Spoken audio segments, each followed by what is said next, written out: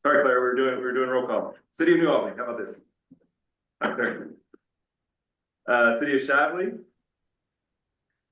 St. Matthews. Clark County. Floyd County. Nick Creevy's on. Okay. NDOT. Jefferson County League of Cities. Here. State Transportation Cabinet. Here, see what I got. Yeah. Louisville Metro Government. Present. Thank you. Louisville Regional Airport Authority. How about Oldham County? Here. Hello, Jim. Town of Clarksville. Kevin. Kevin. And Tark. Aida Kopik. Aida, thank you for being here. Hello. Thank you. Our advisory members, Federal Highways Kentucky. Thank you ladies for joining us. And then KYTC District 5. Hi, Tom. So thank you all for being here. For those online, it looks like you all have your cameras on now, except maybe without one exception. When we do our votes, just a reminder that we need to have our cameras on at least during the votes, please. So over to you.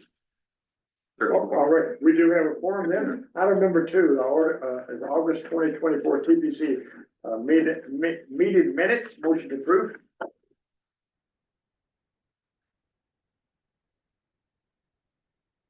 Motion approved minutes. So moved. Any additions or corrections? Have a second? Second, all in favor, aye? Aye. Opposed, like sign? Minutes are approved. Item number 3, the public comment period. Greg? Yes, did not receive any comments prior to the meeting. Do not see anything in the Q&A at the moment. If that comes up, we'll bring it up in other business. Item number 4, then, public involvement report. Greg, you again, sir. Sir, you go through numbers from the last month. Website analytics, happy to report that in August, we saw a bump in all 3 of our pages. Our main page saw 221 visitors. Our tip page saw 182 visitors. And our MTP page saw 98 visitors. Social media wise, really good month, especially considering August is typically a month where engagement is sometimes low. So on Instagram, we had 383 impressions, 19 engagements. Facebook was our best, almost 3,000, over 2,900 impressions and 159 engagements. Twitter saw 973. Our best performance was Facebook, obviously, and that was helped by 2 different posts. We did a SS4A post, which saw almost 1,000 impressions, and then we had a Greenbelt study from KYTC that we were plugging for their public meeting and study. That did really well. Also, we had Amendment 7, which Chris is going to talk about here in just a few moments, but I want to go through the outreach efforts that we did for that. That ran September 5th through the 19th. We had 32 total comments, 13 project likes. We had our email campaign. We sent out the initial one, just opening up the public comment period. That went to 1,651 recipients, had 427 opens and 71 link clicks. Our second one was for our virtual public meeting. That had 1,648 recipients, 379 opens and 40 link clicks. Social media campaign for all 3 saw over 11,000 impressions as well as over 1,000 engagements. We did some paid advertising on Facebook, targeting some EJ areas, low income, as well as just different areas where some of the projects were being used at. Over 6,000 impressions for that, 861 engagements. We had a virtual public meeting on September 17th as well. And we also sent out info flyers to the MPO libraries, our other stakeholders, and it got shared out by some of the Metro Council as well. So what did we hear? Several things we did. They were against adding highway lanes. That was for that I-64 travel lanes project. Some people wanted to see some adding bump outs, elevated crosswalks, and lighting for the I-65 northbound Brook off-ramp project. Several comments came in for full removal of the St. Catherine ramp project. And we also had multiple comments for added safety measures at that Jackson Street off-ramp project. Including several mentioned they want to see a stop sign there at the bottom, spoke about speeds, people exiting that highway at highway speeds type things. Would like to see a stop sign down there. We also had strong support for Main Remade for all of those phases. Several events. We did the Middletown Chamber of Commerce monthly meeting, as well as our Kentucky Association of Government Communicators. We also went to the Black Man's Wellness Day. That was out at the Norton Complex down in the West End. It was really a great event. First time we've done it. We'll definitely be back. We signed up 8 new people for our Transportation News Blast, which was really good. We also got 1 comment out of that, just speaking about how the roads in the West End are in pretty bad shape. Sidewalks need some restoration. That wraps up my report. If anybody's got any questions, I will take it at this time. Any questions to Greg? Okay, if not, let's go to number 5. This is the Federal Highway of Kentucky. And Andy, would you introduce our guest for us? Yes, sir. Today, we have a special guest to get to TPC. Ms. Chandrika Given is here. She's the new division administrator at the Kentucky Division Office of Federal Highways. And she would like to introduce herself and say a few words. All right, Thank you for being here. I would stay here. Yeah, whatever makes you comfortable. All right. Perfectly okay right there. Good afternoon, everyone. I've been the Kentucky Division Administrator for Federal Highway for about 3 months now. By way of South Carolina, where I've served the last 2 years as their Deputy Division Administrator. It's important for me to get out and build the relationships, and I was really excited to come to the MPO. I got my start 20-some years ago at an MPO in Huntsville, Alabama. So my respect for local government is really there, and look forward to supporting it all in any way. So I always like to say I've been on that side of the table, so I understand, and definitely here to provide the support needed. We do have a few updates that we would like to share with you all. First of all, I want to thank you all for the work that you've done on your performance and expenditure report. Just the work that you've done with that. So we really appreciate that. We are in our final stages of review and approval of the overall STIP for Kentucky. So I appreciate the work that has gone into that as well. There are a few notice of funding opportunities out there that may interest you all here. That is reconnecting communities and also scenic byways. I think they have a December deadline, but you can find more information on the bipartisan infrastructure law website. And also, I know there are a few projects going on, and I'm trying to keep a pulse on the projects going on here. So again, my big push is to provide the support needed. But is it the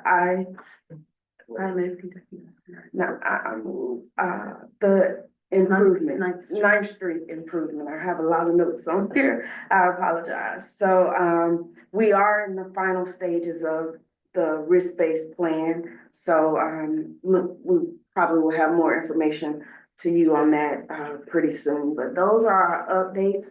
My biggest thing was to let you all know that I'm here.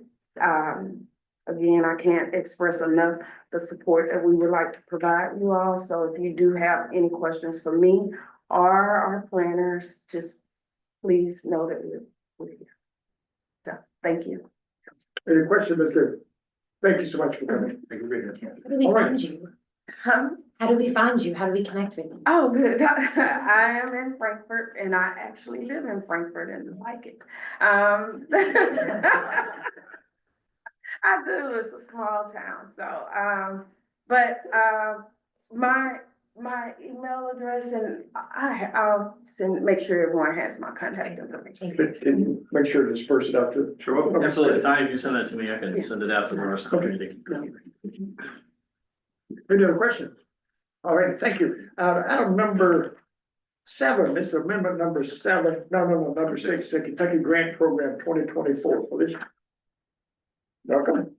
Thank you. Some of you all have already heard this before, but Andy invited me to kind of go over this grant program of 2024. So this is a program that was approved. It was established the last legislative session. And it's to leverage federal funding. So the grant program of 2024 is actually administered through the Kentucky Cabinet of Economic Development. And our subdivision here at KIPTA actually assists our local communities on submitting that grant application. So it's for applicants with potential projects and the intent to submit application to access federal funds, resources that are in the public interest and for a public purpose, may actually seek some of these fundings for the proposed project if a matching requirement is actually one of the stipulations of the federal grant. So the eligible applicants are any city and county or a subdivision of a city and county, like a water district or, sewer sanitation. And then also 501c3s also can apply for this. So the eligible project has to be required to have a federal matching fund. So the grant program of 2024 will actually take some of that burden off our local communities to come up with that matching requirement. A lot of the funds that we go after either have a 10%, 20%, or 50% matching fund requirement. This program, depending on what county you all are in, majority of our KIPTA counties will require a 5% match. So the program will actually take, so if it's an 80-20 match, 80% federal funds, 20% your match. This grant program of 2024 will actually pay 5% of the 20%. So is what the local community is required to come up with. So they're paying 15, the state and the local communities 5%. That understand? Did I say that correctly? So KIPTA staff is here to, if you all are, I know we do a lot of the federal grant applications for your communities, but some of them, social services or transportation are done by other engineering firms or someone in your office. Please reach out to us at KIPTA staff so we can actually submit that application on your behalf. So far, we have submitted 6 applications for our local communities. All 6 of those have been approved. So that is $3.8 million of state funding that would have come out of our local community for that required match. So we've received over $3.8 million. 3.2 is going to the city of Shepherdsville for their wastewater treatment plant. Majority of the ones that have been approved are your land and water and your recreational trails that do require a match. But please, if y'all have any questions, call me or someone from my staff and we'd be happy to help you. A lot of the problems that the state has seen is a lot of our small local communities cannot come up with that match. So they're not going for those federal dollars. So this program by the legislators is to actually offset that cost. The state will pay some of that required match and the local community will only have to pay a certain amount. Any questions? What is the application cycle? It's every month. So we submit one, it's the first of the month. You submit the application. If they have any questions, they'll get with you the next week and we'll usually have an approval after 2 to 3 weeks from them. So the economic cabinet is wonderful to deal with. They're very quick. We know a lot of these, of any federal program, you submit an application by a deadline. It might be a year before you hear yes or no. So this is kind of getting that application in that, hey, we know we have the matching funds. So if we get awarded, we do not have to turn it down because we can't come up with the required Yeah, I match. think what you just said is real key, that you don't have to have the grant in hand to pursue this. And these are for anyone, if it's been approved by the federal government within the last year, we can go retroactive back to that for that required match. So if you'll have one that it's about to start or anything, let us know and we'll submit that as soon as possible. Any questions? No, All right, well, thank you all. thank you so much. Item number 7, this is amendment number 7 to the fiscal year 23 through 26. Chris? Good morning, good afternoon, I guess now. Good afternoon, everyone. Okay, have a little presentation. So amendment 7, it's included in your meeting packets for your convenience. Right, and it also includes in the packet, the IAC meeting minutes and the air quality analysis details. Are there too. So just a quick overview of our task summary. Our project updates were collected, sponsors had a due date of July 19th. Our air quality activities occurred through the month of August and first week of September. We had our IAC meeting on August 13th. Our public comment period was,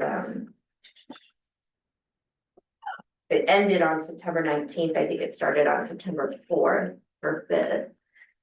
And our virtual meeting, like Greg mentioned, was on the 17th.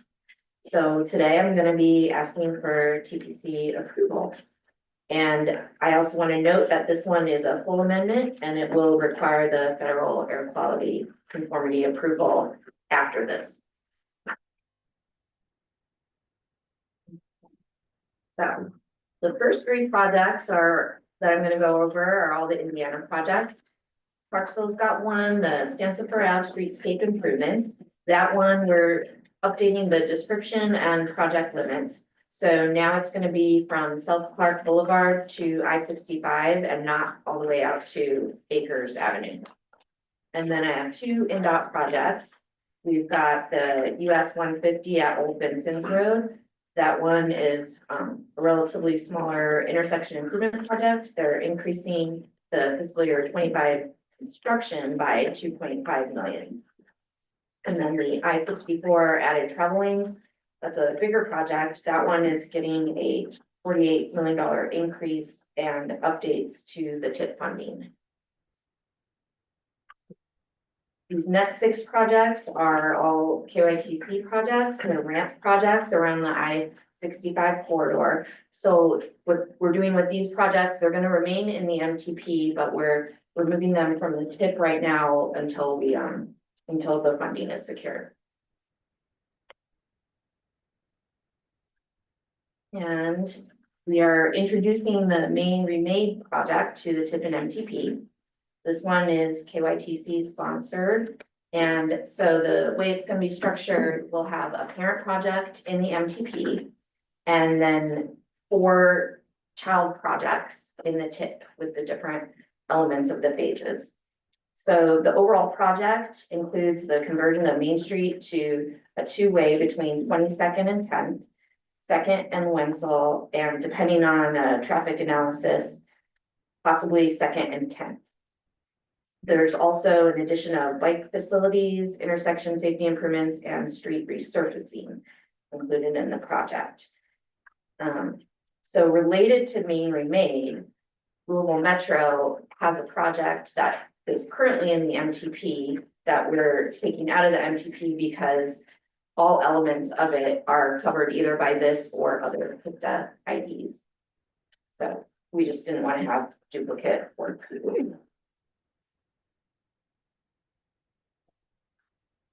Next, I've got Per Lane / Kentucky 2050.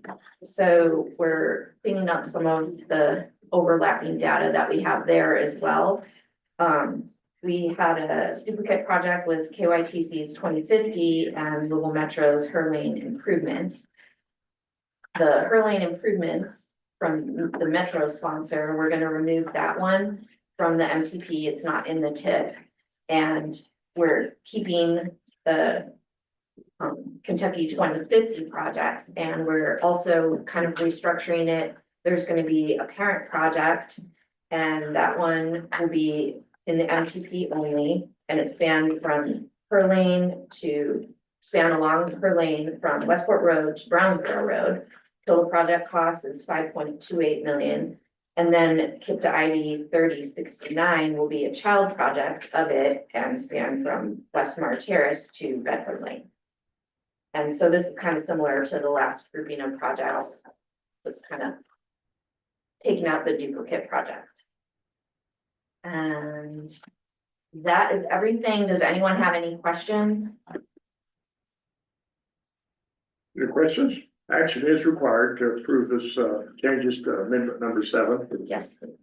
I'll add to it that the air quality conformity analysis was done as usual, or slightly different than usual, but only different in that, KIPTA ended up running the, EPA approved, models, but in the packet, you'll see the conformity packet there, as part of the amendment packet that shows that, the budgets were, those own budgets were indeed met once again. Any questions? If not, I need a motion to approve the amendment. Motion. Have a motion? Second. I have a second. No questions? All in favor, aye? Aye. Opposed? Motion carries. Thank you so much. Chris, item number 8, phase shift, Brady. Welcome.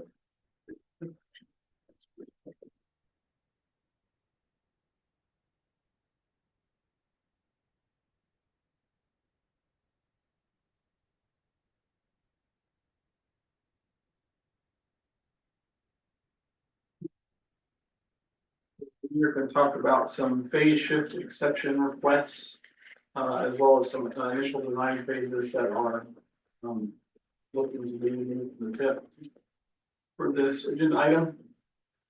Before we get into the specifics of what that is, just a reminder of what we have in the project management guidebook recently updated this May of some rules that we have for these dedicated projects. So all projects, when they're programming the tip, are allowed 2 shifts for free. Shifts meaning you can have a construction phase move back a year or more even, and that being a shift. So you get 2 for free. And if you have to shift a phase a 3rd time into the future, then it requires approval by the TPC. And so there's an application, phase shift exception request application filled out. And then those requests are brought to the TPC, and that's what we're doing here today. There's a few projects that are entering their 3rd phase shift that need TPC approval. If a project gets to the 4th phase shift, typically our rules state that that project is then removed from the TIF and then required to recompete through the next 12 projects. Another issue that our project management guidebook talks about is that first bullet point there that says the initial design phase of a project must be obligated in the year in which it was programmed in the TIP. This is basically just a rule saying when we program IMCO dedicated funds to the projects, we would like you to at least be able to start the project, show you're ready to go on time in the first year that you have funds for it. And if other things slow it up, that's why we have these other phase shift rules, because that happens for many, if not most projects. But those are the kind of the base for what we're talking about today, these initial design phases, and then the phase shift exception requests because a project is hitting that 3rd phase shift. So the first 3 slides here are 3 projects that had initial design funds programmed in fiscal year 24. That they're not going to be able to get those design funds authorized this year. And so according to the guidebook rules, design funds for these projects will be unprogrammed, I guess, with an opportunity for these same projects and project sponsors to recompete for these funds again in the call for projects, which is happening basically right now, deadline of October 31st. So this is the first one. It's a Jefferson Town project, the KIPT ID 3111. There's no state ID yet. STBG funds of $352,000.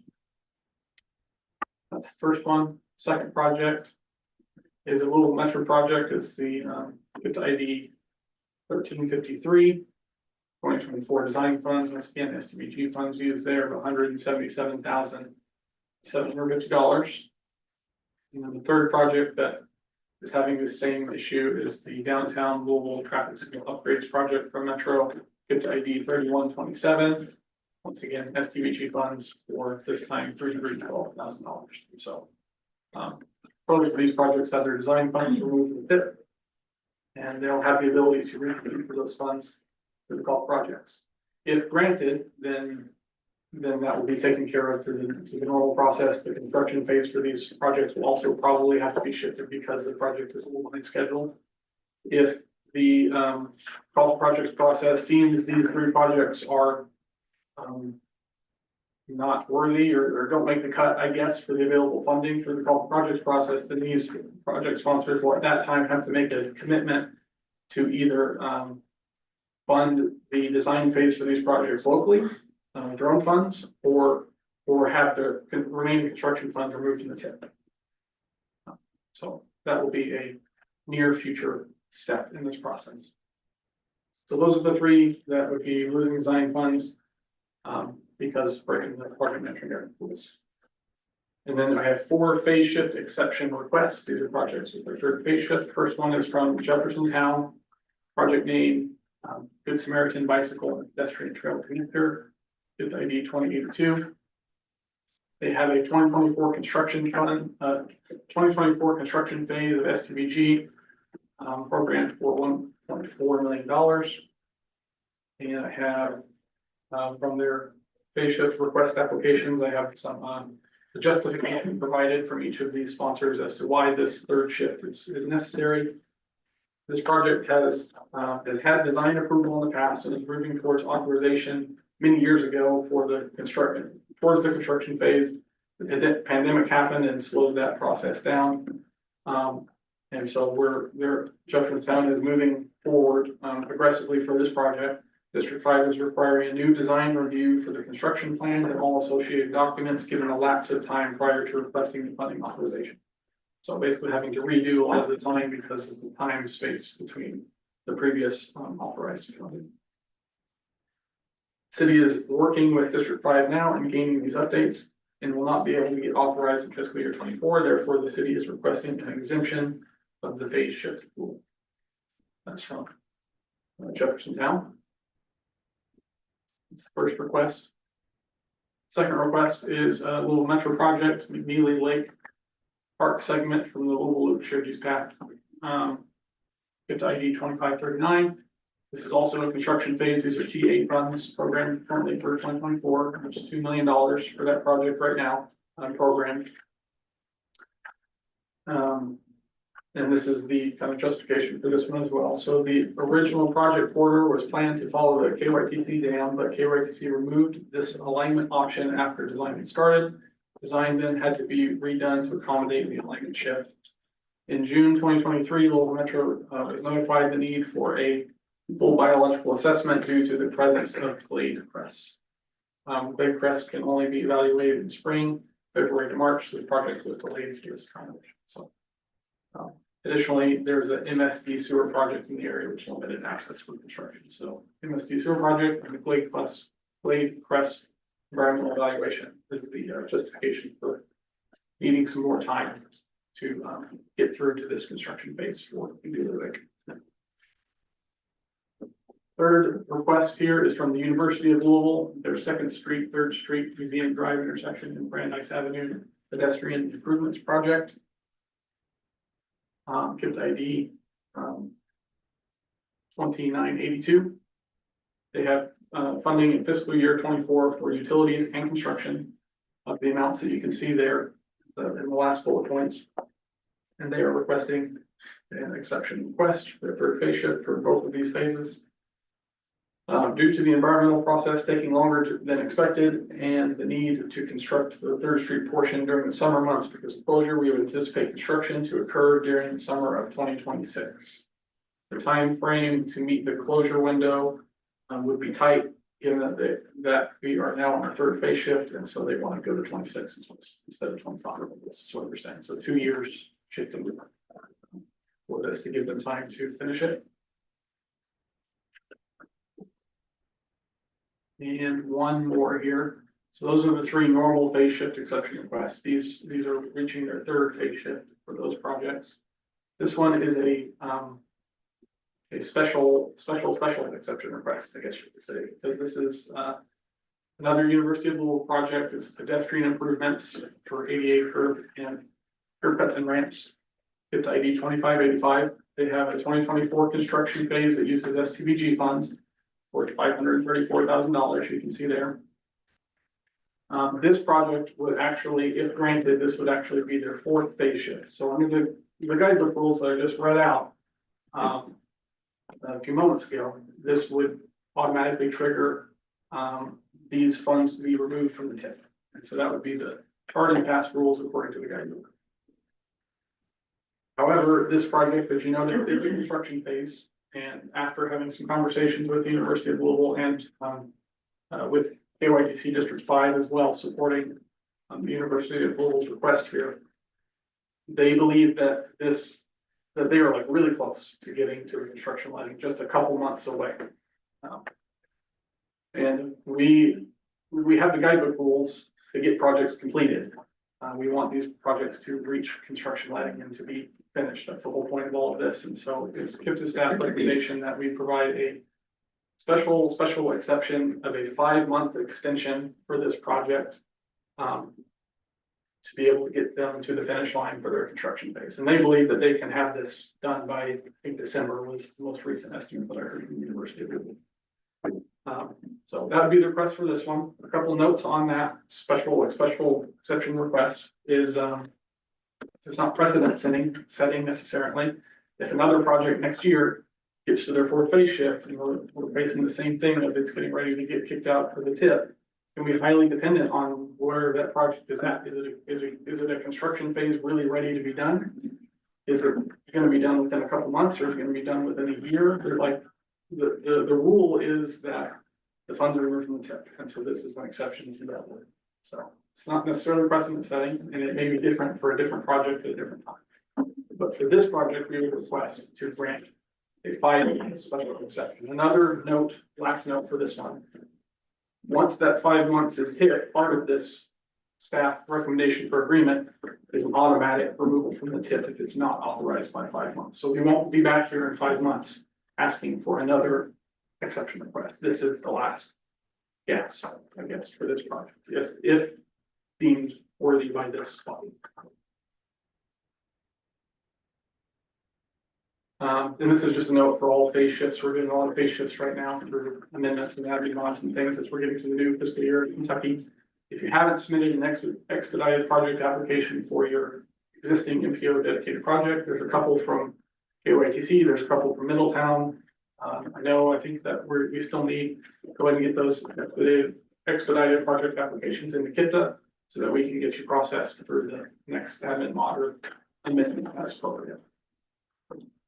Okay, and so action requested to approve or deny the phase shift exception requests that I have presented to you today. And also note, TTCC did recommend approval for all of the items that I have talked about. We take all of these together, right? Sure. Can I ask a question first? Can you go back to the slides of the U of L project? Just a second.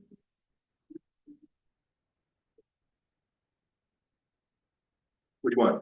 ADA or second, third, Brandon? Second, third is the first one, and I noticed that the note says phase needing a cost increase.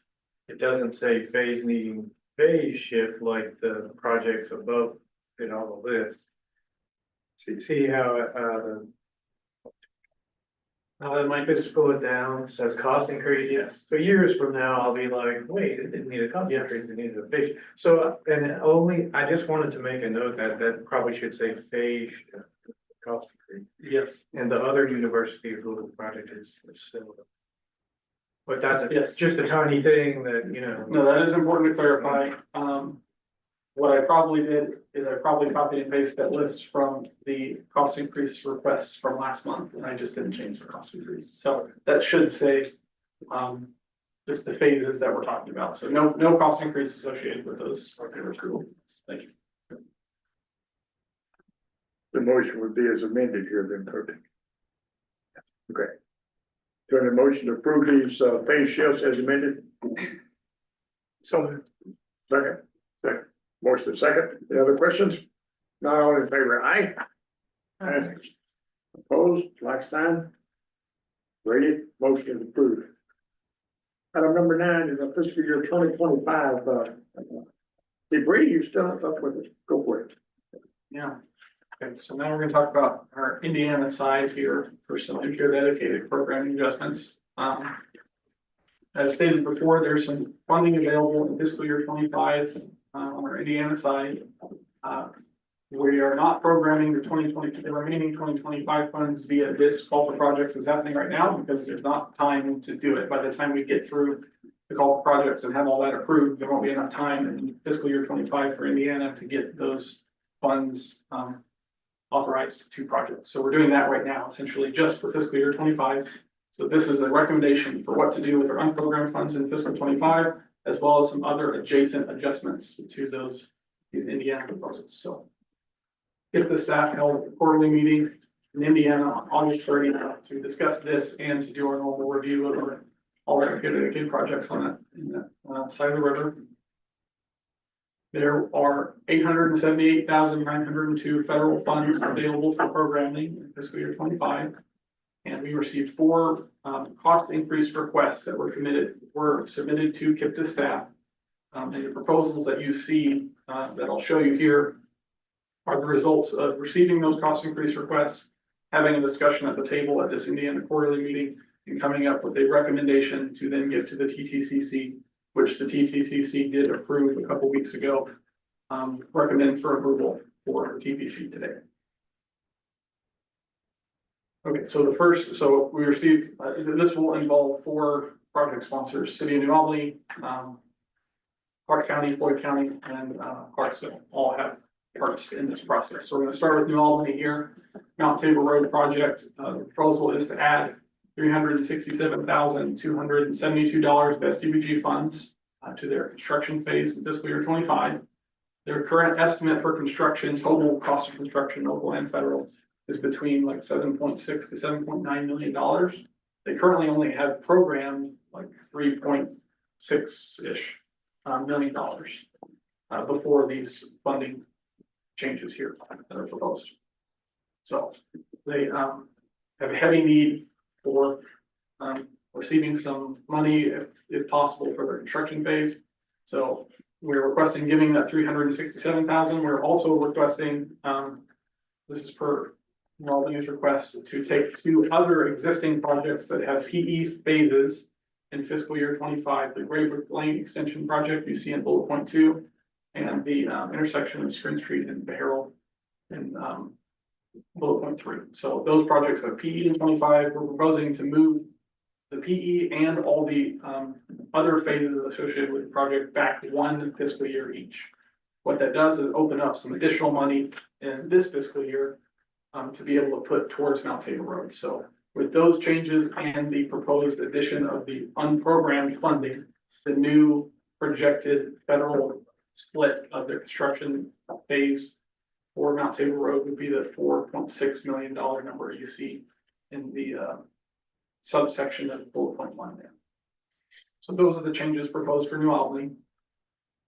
And then next for Floyd County, they have their Bridge 51 project, which just authorized $997,312 of right-of-way funding this most recent fiscal year. They authorized that, and they could use a little additional funding for right-of-way this year as they're going through that process. So they have requested $158,348 of STBG funds. So the proposal is to add that amount in fiscal year 25 for them. They also have a construction phase for this project in fiscal year 26 for that $3.6 million number shown there. Clarksville is the next one. They have their Stansford Avenue project. They are just starting. They have PE funds in fiscal year 25. That the amount of their estimate right now is quite a bit higher than they originally thought when we programmed this a couple of years ago. They currently have $323,000 federal program fiscal 25 PE, and they are requesting at this time $209,282 of STBG funds to be added to that. So the new total would be in federal funds $532,282. And so pending this approval, that PE the total cost of the PE, that amount plus the match is about 15% of their estimated construction costs, which is deemed to be reasonable by KIPTA staff and by the quarterly version of these recommendations. And next one is Clark County. They have a Henryville sidewalks project that is currently programmed for fiscal years 27 28 and 29. A PE program in fiscal year 27, 28, and construction in 29, because that's where we had money available the last couple of projects.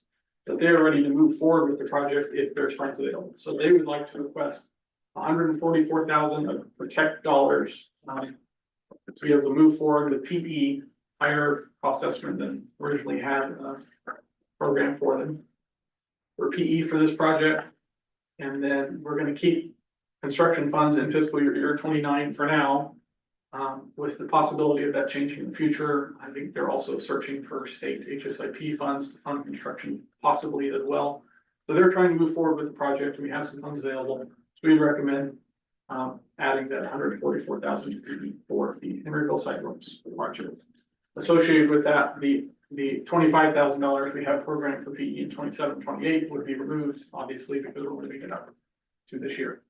One other note that's important that is going to happen regardless of these approvals is we currently have 3.3 million of CRP funds programmed in fiscal year 28 for construction phase for the Jeff Charlestown Pike Improvements Project.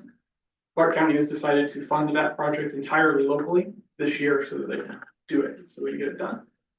So we will be removing the $3.3 million of CRP funds for this project, and that will be made available in call projects that's happening right now. And that's just a summary of all of those changes together. You can see all the bolded numbers there. Those total up to the total amount of fiscal year 25 funds that were unprogrammed of how that's divvied up. There was a $878,000 number I gave you at the beginning of the slideshow.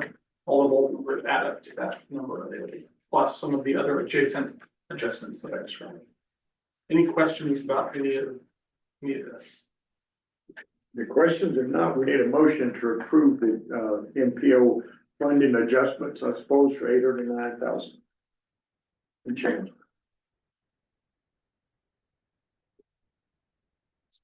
Kevin made a motion. Do you have a second? Second. Motion second. Any questions? All in favor, aye? Aye.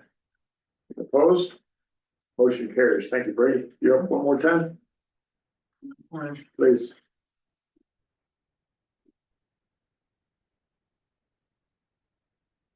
And that is call for project. Go ahead. Right. So as I mentioned previously, we're still in our call for projects application period that began August 1st. And that application period is ending October 31st. So we're getting closer closer to the deadline on that. Still haven't received a ton of applications yet from either state. We're expecting more soon. But once again, the deadline is end of October. So the sooner you get those applications to us, the sooner we can work with you and make sure we have all the right information and get it processed correctly. So get those in as soon as you can. As a reminder, there are 6 MPO dedicated funding sources in Indiana that are commingled that we have access to program funds towards. In Kentucky, we just have the 3, CRP program, STBG program, and TA program.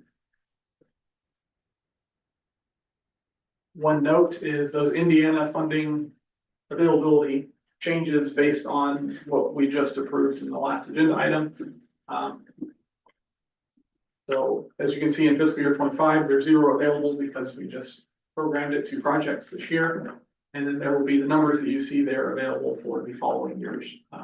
A good number available, especially in fiscal year 28, that has opened up as a result of that $3.3 million of the Clark County project that's got funding removed. Because it was funded locally, that's opened up a lot of money in fiscal year 28. There's also a good amount in fiscal year 2030. You may notice that a prior presentation that fiscal year 2030 had around $6 million available. It has less than that available because of the New Albany projects that each got shifted back a year. It's resulted in construction phases for those being programmed later on. Some application tips as you're starting to get into the application process for these. When you are requesting the funding years for your project, especially new projects that are in the tip, state the years that you would prefer to have if available. So if you are ready to go for design in fiscal year 26 and you think you're gonna be ready to go by fiscal year 29 for construction, then go ahead and put that. And there may not be money available in fiscal year 26. It'll depend on how things go through the golf projects process. Sometimes money moves around and things open up, or maybe there won't be money in 26, but there is money in 27. You may receive it there, but essentially the point being that when you're filling out your applications, put the year that you would like to have in an ideal situation, and then we can go from there. You're evaluating projects with an understanding that you may not get the exact years you request. And then another note, there's full project applications and expedited project applications. You're still filling out one or both, or one or the other for this golf projects process. Full project applications are for new projects or projects that are existing but are undergoing substantive changes to the design, location, or scope of the project. So it needs to be rescored through our system.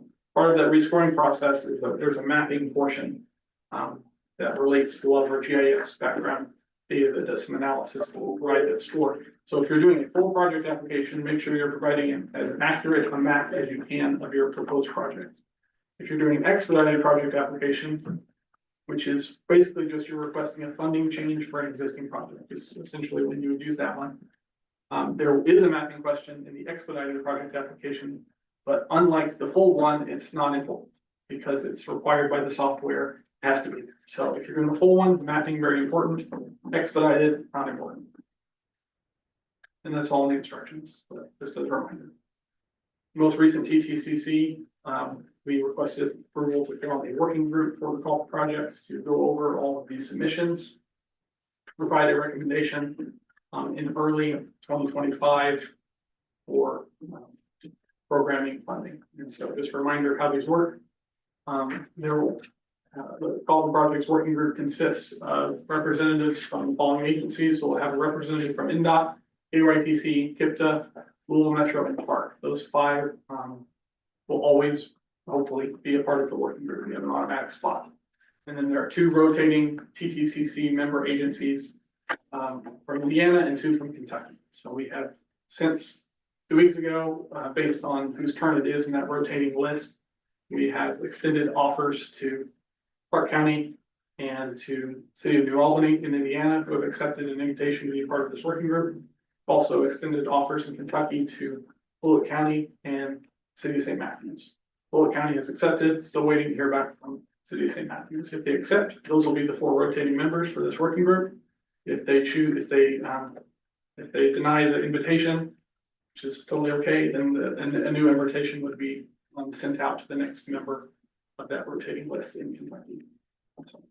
So you're aware that that's going on, and these working group meetings will happen in December is the plan. And that's it. Any questions about the golf projects? Good question, no action required. No action required. Okay, thank you so much, appreciate it. Okay, item number 11, Kentucky Indiana Transportation, the Kite Award, Greg? Yes, sir. So the Kite Award is back.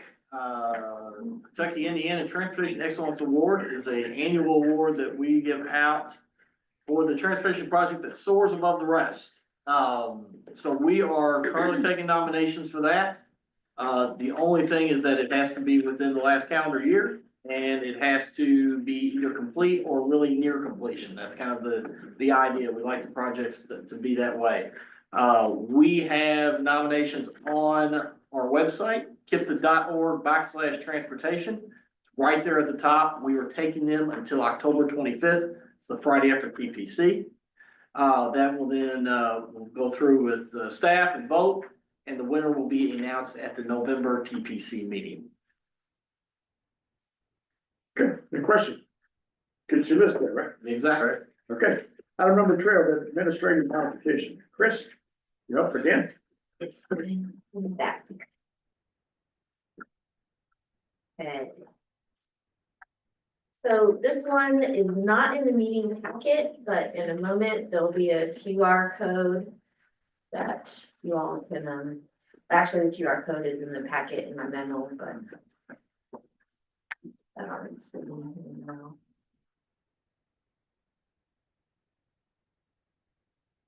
So Today I've got administrative modification 16 to the tip.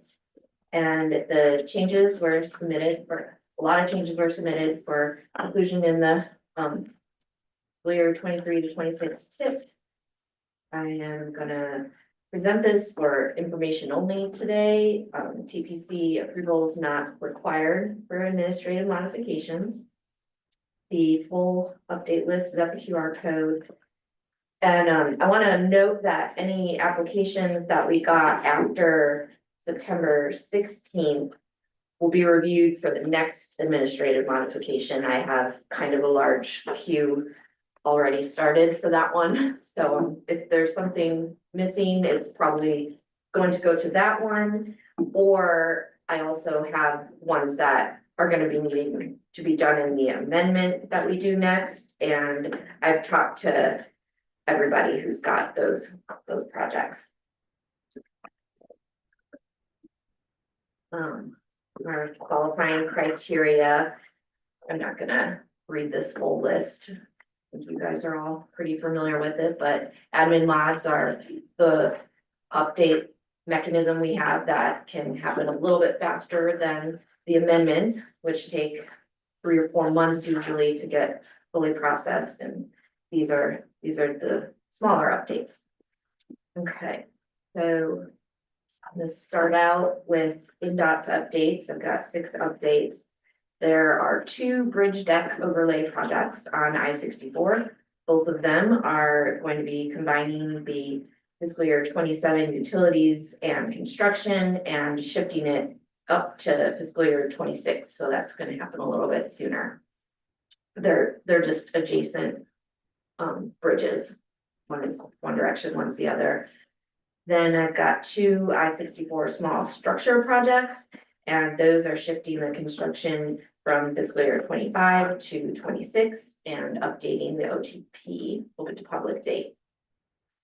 I've got a KIPTA ID 2913. That one we are enhancing the title a little bit. We're making it US 150 intersection improvements because that's what they're doing with that project. And then we're also updating the TIP funding as well. And the last one is the widening of I-65 project. So that one, we're doing a few updates to that. So right now, if you're looking at it in the packet, it looks like it's getting a $48 million decrease, but most of that money we discovered is actually duplicated funds. So the way that INDOT has them structured, there's like a lead DES number, a lead ID number, and this is the lead one. But then we have a number of smaller related projects, and we discovered that some of the funding was duplicated under the lead. So that is why that is happening. And then also there is a change to the project limits with that one. However, it's quite a bit out of the metropolitan planning area. So that's not going to affect our air quality modeling in any way because it's outside of our range. And the next one, I've got Jefferson Town's Good Samaritan Bike and Pedestrian Trail Connector. Brady just discussed that one, and the phase shift was approved. So we're going to go ahead and update the phase shift and the open to public date. And then KYTC, we have the Kentucky 841 and I-265 new signing project. That one's being added as a group project. And it'll be new to the TIP. And I've got 9 Louisville Metro projects to go over now. We've got the McNeely Park segment of the Louisville Loop. That one was another one that Brady just discussed. All of these are getting phase shifts and some open to public date updates. I've got the Northeast Louisville Loop sections 2 and 3, Stony Brook Drive sidewalk connector. And the next slide, I've got 2 in the Jefferson Memorial Forest, the Pond Creek and the Dodge Gap shared use paths. And then the Olmsted Parkways multi-use path sections 2, 6, and 7. And we've got one Mount Washington project, the historic multi-use trail, it's getting phase shift and open to public date is moving up. Oldham County, 3 projects. We've got the LaGrange underpass, west of LaGrange, moving funding between phases. And then there's the Mattingly Old LaGrange Trail phase shift and open to public date. And the Clore Lane intersection improvements is getting a phase shift. And at the bottom is the U of L project that Brady discussed. One of the U of L projects that Brady discussed, that one is getting a phase shift and open to public date update. The other one is gonna have to wait for an amendment due to the open to public date changing and affecting our air quality modeling. And no action requested. That's all I've got. Does anyone have any questions?